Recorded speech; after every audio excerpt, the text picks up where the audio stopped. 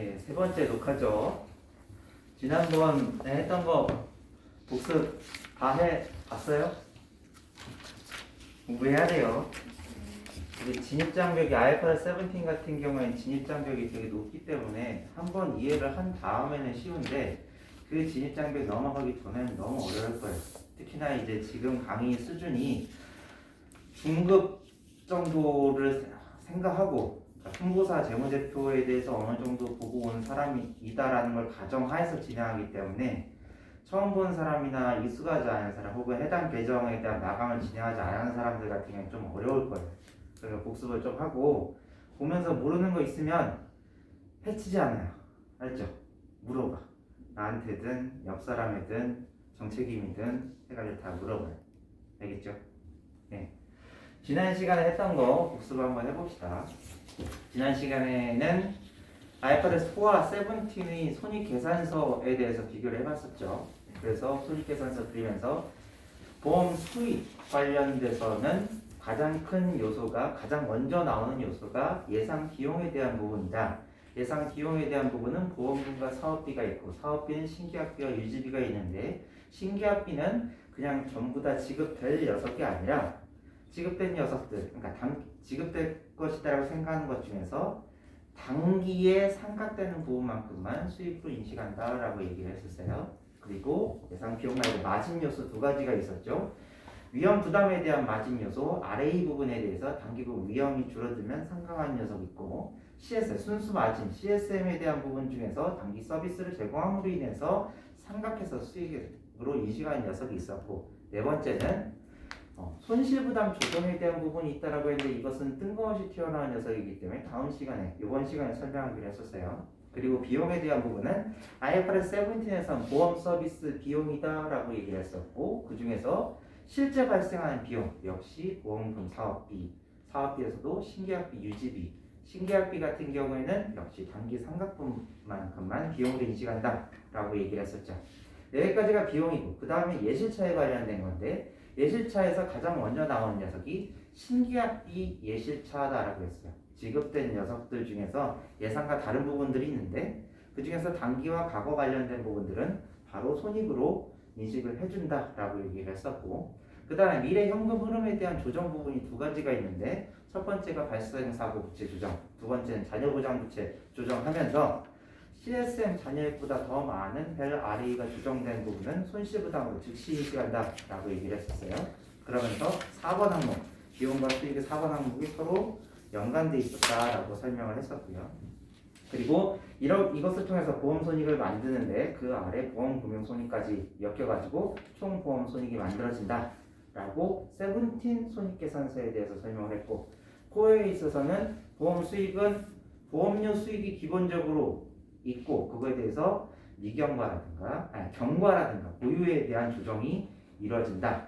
그리고 대부분은 이제 비용에 포함이 되어 있는데 대부분은 IFRS 4와 17이 크게 차이가 없지만 보험료 적립금 비용이다라고 하는 녀석이 뜬금없이 튀어나온다라고 했었고, 이 안에 많은 녀석이 포함되어 있다라고 얘기를 했었어요. 그러면서 IFRS 4와 17의 손익계산서의 주요 차이가 뭐냐라고 했을 때 가장 첫 번째로 현금, 수입, 보험료가 수입될 때 수익으로 인식하는 특징이 IFRS 4에선 있다. 그래서 IFRS 4를 현금주의라고 얘기하는 사람들도 있다라고 얘기를 했었고요. 그 다음에는 최초 시점, 판매 시점의 가정을 변경하느냐? 4에서는 안 한다. 그래서 원가법이다라고 얘기를 했었다. 물론 가정에 대한 조정 부분이 LAP라고 하는 것으로 4에서도 있긴 했었지만 이것은 되게 제한적인 부분이고 구체적으로 설명은 이 자리에서는 따로 안 한다라고 얘기를 했었어요. 그리고 미래 내가 이 계약으로 인해서 손실이 발생할 것을 분명히 알고 있음에도 불구하고 예측할 수 있음에도 불구하고 4에서는 그 시점, 그 인식 시점에 손실을 인식하는 것이 아니라 향후에 실제 발생한 시점에 손실을 이연해서 인식한다라고 얘기를 했었어요. 그리고 세 번째로는 손익에 대한 원천을 분명하게 확인할 수가 없는 특징이 4에서는 있었다. 첫 번째로는 보험료 적립금 비용 안에 너무나 많은 녀석이 순액으로 들어가 있다라고 하는 것을 첫 번째로 설명을 했었고, 두 번째로는 마진 요소 RA와 CSM과 관련된 녀석이 녹아져 있다. 따로 분리돼서 표시되어 있지 않았다라고 얘기했었죠. 그리고 다음 부분으로 투자 요소에 대한 손익을 IFRS 4에서 인식을 했었다라고 했고, 마지막으로 보험금융 손익이라고 하는 요소도 분리해서 표시를 하느냐, 분리를 안 하고 표시하느냐라는 차이가 있다. 이렇게 퀵하게 지난번에 설명했던 거를 설명을 했어요. 근데 지금 지난 시간까지 설명했던 거는 IFRS 17에서의 분계에 있어서 계정 요소별로 어떻게 차이가 있는지 동그라미, 세모, 네모, X의 형태로 설명했었다란 말이죠. 근데 우리가 분계를 칠 때는 보통 보험료 중에서 예상 보험금만큼 보험료라고 하는 거를 별도로 수납을 한다거나 그걸 별도로 지급해서 상계친다거나 이렇게 안 하잖아요. 우리는 분계를 언제 치느냐? 인식 시점에 치고, 현금이 들어올 때 치고, 현금이 나갈 때 치고, 비용을 인식할 때 치고, 이벤트별로 칠 거 아니에요. 그래서 이번 시간에는 IFRS 17에서의 분계가 이벤트 시점별로 어떻게 발생하느냐를 볼 거예요. 기존에는 계정 요소별로 했다라고 하게 되면 이번엔 이벤트별로 볼 거예요. 이 두 가지를 하면 각각의 디멘전이 나오겠죠. 그 부분 하나하나가 결국에 모으면 분계의 룰이 되는 거예요. 어떤 이벤트가 발생했을 때 어떤 계정에 대해서 어떻게 분계를 쳐야 되니까 이거를 엮어야지만 분계 룰이라고 하는 것이 정해진다고요. 이번 시간에는 그런 관점 위주로 보면 될 거예요. 그러면 IFRS 17에서 2에서 인식 시점의 분계가 어떻게 다른지 한번 볼게요. IFRS 17 같은 IFRS 4에서는 우리가 보험 계약이 인식되었다라고 하게 되면 미수 보험료라고 하는 것을 인식하고 보험료 돈 못 받았으니까 그만큼 보험료 수익이라고 하는 것을 인식한다고. 근데 IFRS 17 같은 경우에 보면은 처음에 우리가 받을 보험료가 있어요. 현금 흐름 배 중에서 미수보험료 항목이 있습니다. 그리고 상대적으로 근데 그것은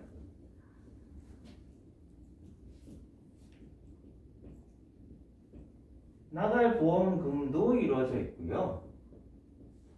나갈 사업비로도 이루어져 있고요. 현금 흐름 다 계산하고 나머지 중에서 위험에 대한 부채도 있을 거고 다 상계하고 나머지 잔액 부분만큼은 발생 시점에 손익이 발생하지 않게 CSM 잔액이라고 하는 부채로 이렇게 인식을 해준다라는 거예요. 상세한 설명 조금만 더 있다 할게요. 분계부터 한번 그려봅시다. 수납 시점에 딱 이렇게 보니까 수납 시점에는 현금이 이렇게 들어오고요. 그거에 해당하는 미수보험료가 없어집니다. 이거만큼 없어지는 거죠. 여기에 있어서는 현금 인식합니다. 근데 그 중에서 별 미수보험료에 대한 거 차감해서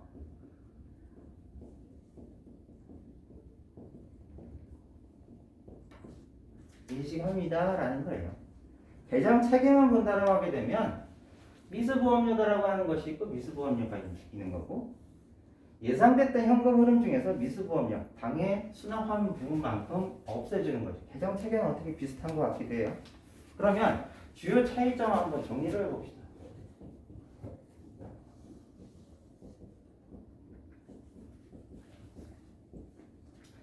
첫 번째로 인식 시점. 우리가 IFRS 4 관련돼서 아까 뭐라고 설명을 했었어요? 현금주의. 왜 이 현금주의라는 말이 나왔는지 한번 보자고요. 보험 감독 규정에 보면 6-2조의 2나 4-33조에 보면 그런 내용들이 있어요. 보험을 서비스를 개시하기 전에, 보장을 제공하기 전에 보험료도 다 받아라. 즉, 돈 받아야지만 보험 보장 서비스 제공해라 라는 내용인 거예요. 그리고 둘째로 회수기일 도래, 즉 내가 요번에 받기로 한 보험료만큼 그만큼 수익으로 인식해라 라고 하는 거예요. 알겠죠? 즉 언제 이 돈이 들어왔냐 혹은 들어올 예정이냐 라는 거에 따라서 수익을 인식하기 때문에, 보험료 수익을 인식하기 때문에 이것을 현금주의다 라고 얘기를 한다고요.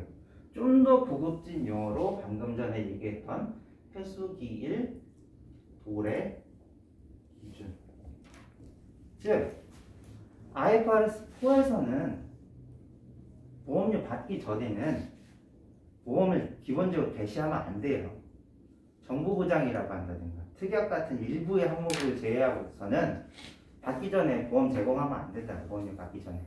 그런 특징이 있었다고. 근데 IFRS 17에서는 발생주의라고 하는 개념이 들어가요. 어떻게 차이가 있냐? 내가 이 계약으로 인해서 이번 달에 보험료를 10을 받을 예정이었어. 그러면 미수보험료 10 띄우고 보험료 10 띄우고 받으면서 10. 즉 10만큼 올해 요번 달 받은 10만큼 현금 받으면서 수익으로 인식하는데, 이 녀석은 이 계약으로 인해서 내가 총 100원의 보험료를 받을 거야. 70의 보험금을 지급할 거야. 10의 사업비가 발생할 거야. 즉 이 계약으로 인한 모든 현금 흐름을 다 계산해서 인식을 해야 된다라는 거예요. 그렇죠? 범위 자체가 커지겠죠. 그러면 방금 전에 설명한 것처럼 당연히 범위 차이가 발생하는 거예요. 여기는 회수기일 도래분 혹은 수납분만큼만 인식을 하는 거고, 세븐틴에 있어서는 계약의 경계라고 하는 것을 생각을 해야지 된다. 받은 돈만 가지고 이제 하면 되는데, 이제는 계약을 전체 다 뿌려놓고 줄 돈 얼마야 받을 돈 얼마야를 다 계산해야지 된다고. 그렇다라고 하면 어느 부분까지 포함해가지고 계산해야 되냐라고 하는 것이 필수적인 판단 요소로 들어간단 말이에요. 시간, 계정 요소. 내가 계약을 실손보험을 가입을 했어요. 이게 매년 갱신되는 거예요. 그러면 난 이거를 1년치만 회계 처리하면 되겠지? 라고 생각을 했는데, 고객이 자기가 하고 싶으면 무조건 갱신을 신청할 수 있고 회사는 무조건 받아줘야 돼. 그러면 이 계약의 만기는 1년이 아니라 좀 더 긴 기간이 아닐까? 라고 생각할 수가 있다라고 하는 거예요. 그런 기간적인 측면에서의 부분도 당연히 생각해야지 되는 거고, 내가 주계약을 어떤 가입을 했는데 거기에 대해서 뭐 상해 특약이나 어떤 특약을 다 추가로 가입을 했어요. 그러면 주계약만 가지고 이 계약, 이 현금 흐름을 계산해야 될지, 아니면 특약이나 관련된 계정들도 다 포함해서 해야 될지, 그런 거에 대한 판단들을 다 해야지 된다는 거예요. 즉 되게 크게 확장된 개념인 거고, 세븐틴에서 도입된 개념인 거고, 그것 때문에 가정이라고 하는 것이 들어가는 거고, 당장 방금 전에 얘기한 요소만 생각하더라도 갱신율이나 그런 것들, 납입을 얼마나 할 것이냐 라는 것들 다 계산해야 된다는 거예요. 유지율, 손해율 등등등등 가정 요소가 많이 들어간다라고 하는 거죠. 그리고 세 번째로는 표시. 여기 있어서는 미결 항목이다 라고 얘기를 할게요. 미수보험료에 대해서. 이거에 대해서 기존에는 미수보험료는 미수보험료고 미지급보험금 미지급보험금으로 따로 계산을 했었어요. 그 말은 이 미수보험료라고 하는 것이 기타 수취 채권의 항목으로 들어갔다는 거죠. 이거는 금융부채로 계산을 해서 IFRS 1039호의 적용 범위에 넣었었다라고 하는 거예요. 근데 생각을 해보니까 미수보험료라고 하는 것과 미지급보험금이나 이런 여러 가지 현금 흐름들이 한 계약에 있는데 이걸 별도로 표시하는 것이 적절할 것이냐? 라는 생각을 했다고요. 그래서 세븐틴에 있어서는 이 모든 거를 순액으로 표시해야지 돼요. 순액에 대한 표시는 기본적으로 기준서에서는 포트폴리오 수준에서 표시를 하라 라고 되어 있는데 세부적인 정책은 회사마다 좀 다를 수도 있을 거예요. 예를 들어 한번 볼까요? 우리가 이거에 대해서 예상을 할 거잖아요. 근데 이거 하나 개별적으로 다 예상을 하지 않을 거예요. 이것으로 인해 가지고 한 10 정도의 플러스 현금 흐름이 발생할 거다. 그러면 벨, 예상 현금 흐름, 자산 이런 형태로 들어가게 되는 거죠. 이게 순액으로 들어갈 거고 그렇게 된 부분에 있어서 추가적으로 이 부분을 순액으로 다시 계산하는 거예요. 개념이 처음엔 약간 이해 안 될 수 있어요. 네. 이런 방향으로 흘러갈 거다라는 부분만 그냥 보면 될 것 같아요.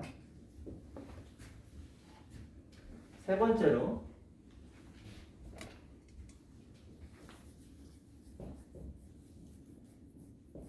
지급에 대한 부분 한번 봐봅시다. 지급 시점은 IFRS 4하고 17하고 크게 차이가 없어요. 보험금, 사업비 나가는 거 발생시키면서 현금이라고 처리를 하겠죠. 미결 항목은 굳이 여기서 설명하진 않을게요. 미결 항목은 17에서 제가 생각에 가장 지저분한 부분이다라고 생각을 하기 때문에 나중에 다른 시간을 통해서 설명하도록 할게요. 그리고 IFRS 17에서도 역시 보험, 서비스, 비용이라고 하는 것으로 처리를 하고 관련돼서 보험금, 보험, 서비스, 비용이다라고 하는 것을 처리하고 사업비, 그 다음에 지급을 처리를 하는 거죠.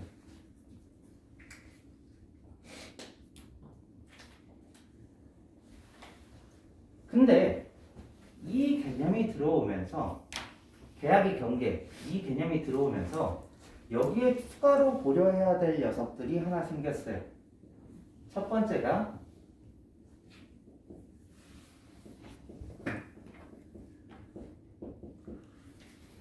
우리가 보험료를 100을 받아요. 근데 20은 보험금 관련된 녀석이고 10이라고 하는 것은 사업비 관련된 녀석이고 빼니까 70의 저축 요소가 남아요. 나중에 그거 불려가지고 고객한테 돌려줄 거다란 말이죠. 그럼 70을 어떻게 운용을 해가지고 100을 만든 다음에 고객이 요청하는 시점이라든가 지급의 사유가 발생한 시점에 돌려줘야 될 거 아니에요. 근데 70에서 100으로 자기가 알아서 늘어나지 않아요. 회사에서 운용을 해야지 된다고. 그리고 운영에 관련된 인력도 고용해야 되고 시스템도 써야 될 거고 여러 가지 수수료도 발생할 거고 그런 비용도 있을 거잖아요. 기존에는 우리는 그걸 모두 다 재산관리비로 처리를 했었단 말이에요. 근데 생각을 해보니까 IFRS 17에서는 그건 재산 투자 관련된 녀석이라기보다는 보험 경계 안에 있는 현금 흐름에 대해서 투자 수익을 발생하기 위한 행위니까 따로 분리해가지고 보험 경계 안에 넣어야지 되는 것이 아니냐라는 의견을 냈어요. 우선은 그게 통과가 됐어요. 그래서 보험 서비스 비용 안에 투자관리비라고 하는 녀석이 들어가요. 기존 재산관리비에 들어갔던 일부 항목이다라고 보면 돼요. 실제로 기타 사업비라고 하는 녀석도 문제가 돼요.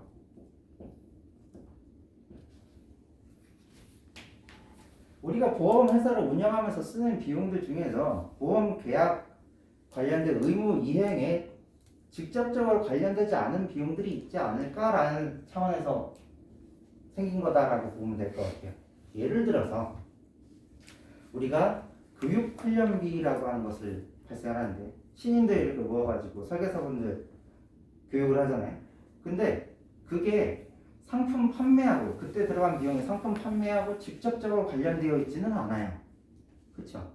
그분들이 정리가 되든 어떻게 되든 해가지고 영업활동을 해야지만 상품을 가져오는 거잖아요. 그럼 그때 관련된 비용을 배분하는 게 맞는데 교육훈련 행위 자체를 가지고 보험 경계 안에 그 계약과 관련되어 있다라고 볼 수 있겠느냐라는 거예요. 없다라고 판단하기 때문에 이것은 보험 계약과 관련 없는 비용이다. 그래서 기타 사업비로 분류할 거예요. 좀 더 구체적인 차이를 보게 된다라고 하게 되면 아직 여기 부분 안 적었지만 우리가 예상 비용이다라고 하는 부분만큼 수익으로 인식을 하죠. 그건 보험 경계 안에 들어와 있기 때문에 그만큼 수익으로 인식하는 거라고. 근데 기타 사업비 부분은 경계 바깥의 현금 흐름이잖아요. 그러면 그거 부분만큼 가정을 세우고 예측을 해서 수익으로 인식하는 행위가 별도로 없다라는 거예요. 그렇죠? 그러면 그 관련된 녀석은 다 CSM으로 들어가겠죠. 벨에 포함되지가 않을 테니까. 그런 식의 회계 처리의 미세한 차이가 발생한다라고 보면 돼요.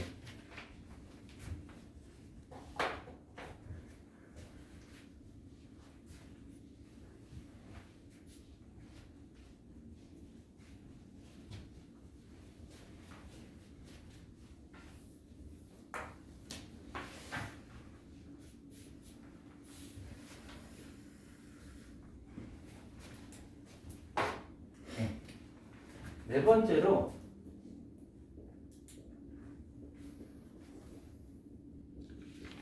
결선 항목 관련돼서 봅시다. 이 부분은 부채 조정 이다라고 보면 돼요. 부채 조정에 있어서 세모2에 있어서 두 가지를 얘기하는 게 있었죠. 첫 번째는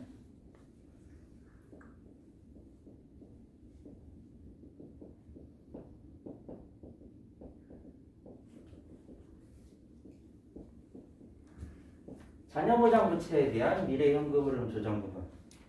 기본적으로 이행 현금 흐름, 즉 벨과 RA라고 하는 것이 변동이 될 텐데 그거를 뭘로 받아주느냐?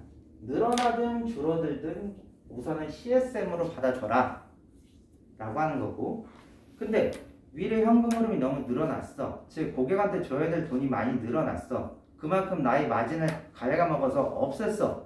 근데 마진보다 더 큰 지급액이 증가, 예상 지급액이 증가가 있다라고 하면 어떻게 되느냐? 그때는 이 계약 팔아서 손실이 발생했다고 하는 거 아니야? 부족 시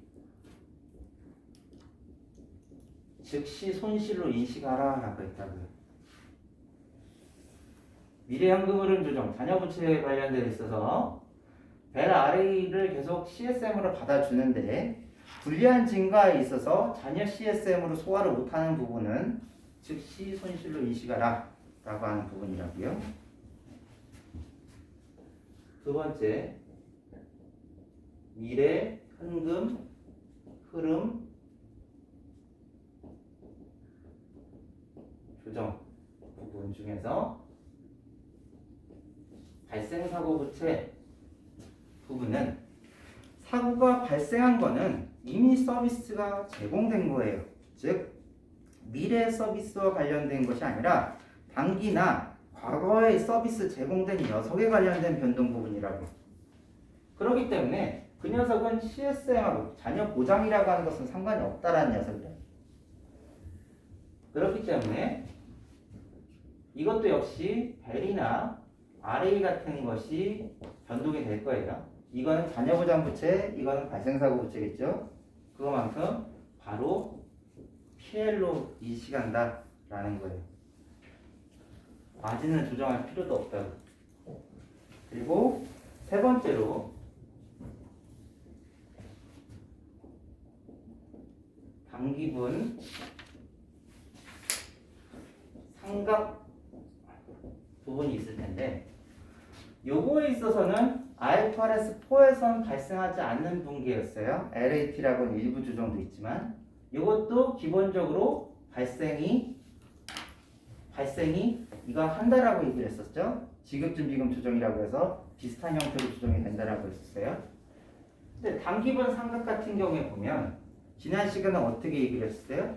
호에서도 비슷한 분기가 있기는 하지만 드러나지 않는다라고 했었어요. 어디에 녹아져 있다라고 했어요? 보험료 적립금 부분에 관련된 비용이 적립과 환입에 녹아져 있다라고 얘기를 했었죠. 그러면 이거 관련돼서도 세븐틴에 관련된 녀석과 4에 관련된 녀석을 나눠보자고요. 4 관련돼서는 보험료 적립금 비용이라고 하는 거, 이거는 줄어드니까 환입이라고 할게요.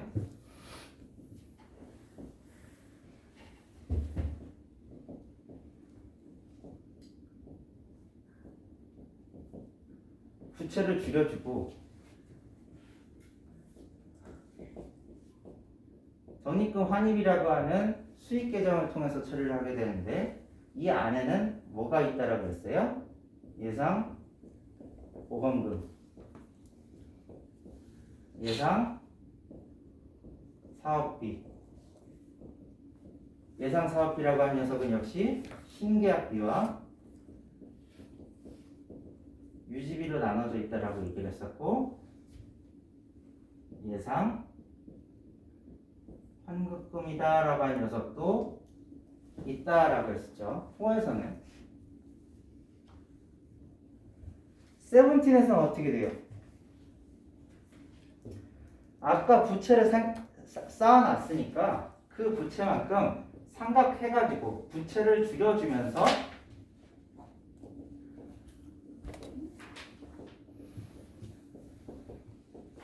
관련돼서 보험, 수익, 예상보험금, 예상 사업비 등으로 인식을 한다고요. 사업비라고 하는 거 두 가지로 나눠서 있다라고 얘기했었잖아요. 첫 번째는 신계약비, 유지비. 신계약비는 단기 상각분. 그렇게 매칭이 된다라고 설명을 했었어요. 앞에 수입이라고 한다든가 뭐 지급이라고 한다든가 그런 것을 묶여가지고 회계 처리가 발생하기 때문에 4하고 세븐틴의 차이가 좀 요소별 회계 처리하고 이벤트별 회계 처리가 약간 갈라져요. 근데 이 부분에 있어서는 요소별 회계 처리하고 이벤트별 회계 처리가 많이 붙어요. 그래서 기존하고 비슷한 내용으로 설명이 진행된다라고 이해하면 돼요. 여기까지 이해되죠? 그러면 요거를 한번 봐봅시다.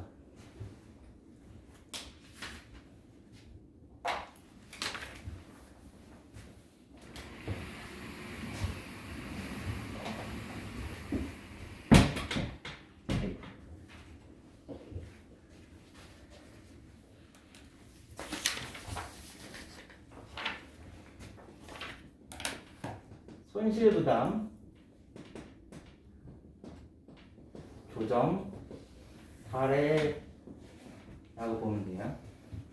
이 내용 설명을 위해서 예시를 하나 들어볼게요. 가정이 최초 시점에는 요와 금, 이익이 100이 보험료가 들어올 거고 금이 80이 나갈 거고 이익이 20이 날 거다라고 예상을 했어요. 근데 이게 변경이 된 거예요. 시간이 지나 보니까 료라고 하는 것은 똑같이 100으로 들어올 것으로 똑같은데 금이라고 하는 녀석이 120으로 늘어났다. 40만큼 늘어났다. 비용이 늘어났다고요. 근데 비용이 40 늘어났으면 이익은 어떻게 돼요? 40이 줄겠죠. 그쵸? 이거 분개 한번 그려보자고요. 이벤트 최초 시점에 이거 머릿속 한번 그 공간이 모자랄 것 같아가지고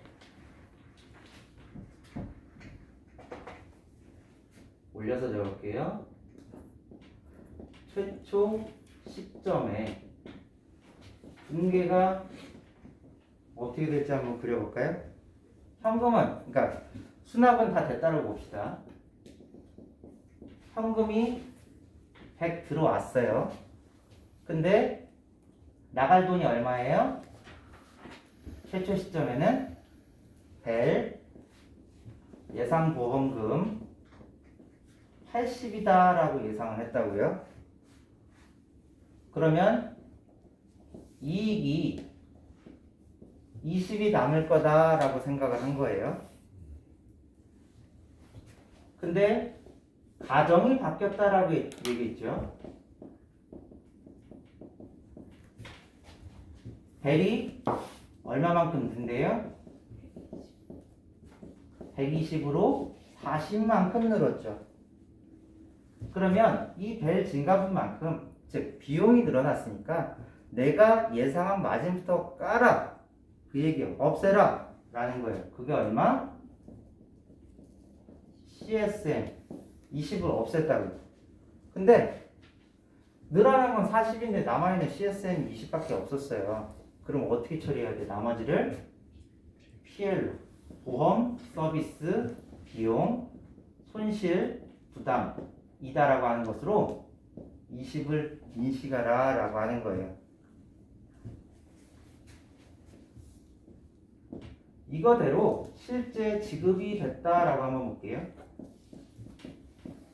지급 시점에는 보험, 서비스, 비용에 보험금 해가지고 120이 나갔어요. 그리고 현금이 그대로 나갔어요. 그리고 결산 이렇게 딱 해봤어요. 예상 수익 어떻게 처리되나 보자고요. 예상 비용만큼 수익으로 처리되는 거. 벨만큼 차감하면서 수익 인식한다고 그랬잖아요. 벨 얼마 없어져야 돼요?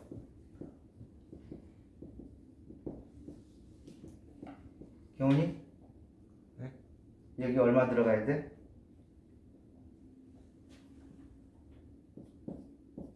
예상 비용. 내가 처음에는 80이라고 생각을 했는데 예상 비용이 40만큼 늘어나서 120만큼 나갈 것이다 라고 생각을 한 거잖아. 그렇게 BS에 계산해 놓은 거잖아. 근데 그것만큼 차감해 가면서 보험, 수익, 예상, 보험금 해가지고 인식한다고요. 여기까지 분개 이해되죠? 그쵸? 이거 가지고 각 시점에 BS를 한번 그려볼게요. 이 시점에는 따로 없었으니까 이거 그대로 BS가 들어가겠죠? 그쵸? 이 시점에 BS 한번 그려볼게요. CSM이 없어졌어요. 그쵸? 벨은 120으로 늘어났고 현금은 그대로겠죠. 현금은 들어온 거 그대로 이렇게 있고 벨에 보험금 해서 120 이렇게 있고 나머지 20 그거만큼 손실을 미리 인식을 했다고요. 이 시점에. 그래서 잉여금이 마이너스 20이 된 거예요. 그쵸? 이거 두 개 묶어가지고 반영한 다음에 BS 한번 다시 그려보죠. 현금이 100 있었는데 120 나갔대요. 그러면 현금이 부족해진 거예요. 어떤 식으로 조달을 했겠죠.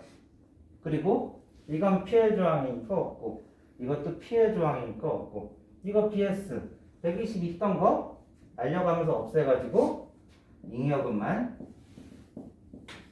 마이너스 20이 됐다고. 깔끔한 거예요. 거래가 다 끝나고 나니까 내가 받은 돈보다 나간 돈만큼이 현금 수지 마이너스로 찍히고 그거의 손실만큼이 잉여금 마이너스로 찍혔다고요. 근데 PL 기준으로 한번 봐볼게요. 당기분하고 누적분으로 한번 볼게요. 플러스는 수익이고 마이너스는 비용이에요. 처음 시점에는 수익 비용 없죠? 네. 그쵸? 누적도 똑같아요. 수익 비용 없어요. 네, 가변 변경 시점을 한번 봐볼게요. 이때 비용이 발생했죠. 그쵸? 플러스는 0인데 마이너스 비용이 20 발생을 했어요. 그래서 이 기간의 손익은 마이너스 20입니다 라고 찍혔어요.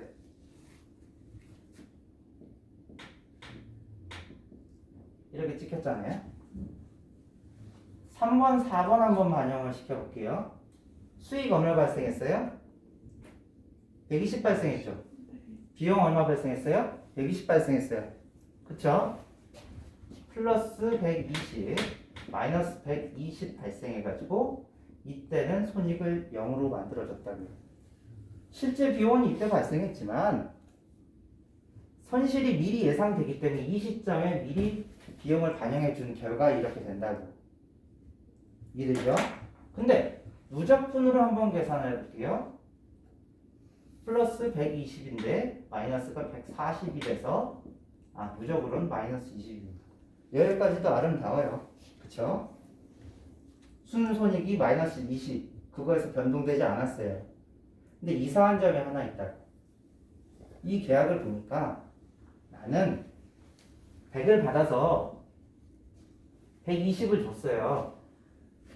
수익은 100이고 비용은 120이어야지 돼가지고 120이어야지 되는데 보니까 총 수익이 120이고 총 비용이 140이라고 20만큼 뻥 튀게 돼 있단 말이에요. 왜? 손실부담을 먼저 인식했었고 그 부채 늘려준 부분을 통으로 다 수익으로 인식했기 때문에. 그쵸? 그래서 뻥 튀기는 안 되겠다. 이걸 위해서 뭔가 조정이다 라고 하는 것을 발생해야지 되겠다. 얼마만큼? 손실부담만큼 20만큼. 결산 시점에 손실 부담 조정이다라고 하는 것이 한 번 더 발생해야지 된다고요. 얼마만큼? 손실 부담으로 기존에 인식했던 만큼. 보험 서비스 비용에 보험금이 비용 20만큼 없애주시고요. 보험 수익의 예상 보험금 20 빼주세요. 이 분계가 들어가니까 어떻게 돼요? 이 기간의 분계가 플러스 100, 마이너스 100이 되고 순손익은 0으로 똑같죠. 누적 기준으로 보니까 이것도 역시 100, 마이너스 120으로 돼서 순손익은 단기엔 영향 없이 총손익이 마이너스 20으로 똑같죠. 그쵸? 이렇게 만들어주기 위해서 손실부담 관련된 조정이 발생하는 거예요. 근데 이 손실부담에 대한 조정은 두 가지 측면으로 이루어지는데 첫 번째는 손실부담 자체가 발생했을 때 그것만큼 추가로 인식해주는 조정이 하나가 있고 둘째는 그것이 실제 비용으로 발생을 했을 때 수익과 비용이 뻥튀기 되는 부분을 조정해주는 부분이 있다고요. 그래서 지난번에 손익계산서를 그리면서 보험 수익에서도 손실부담 조정이 있고 보험 서비스 비용에서도 손실부담 조정이 있는 거예요. 알겠죠? 손실부담에 대한 조정 부분은 두 가지로 나눠서 봐야 된다라고요. 다음 시간에는 실제 숫자로 갈 거예요. 좀 복잡한 숫자로 갈 거예요. 엄청나게 복잡할 거예요. 그 전에 워밍업 수준에서 그냥 살짝 지난 시간에 겹치는 부분하고 포함해서 훑어본 거다라고 이해하면 될 것 같고요. 꼭 복습하고 와야지 됩니다. 오늘은 여기서 정리하도록 하죠.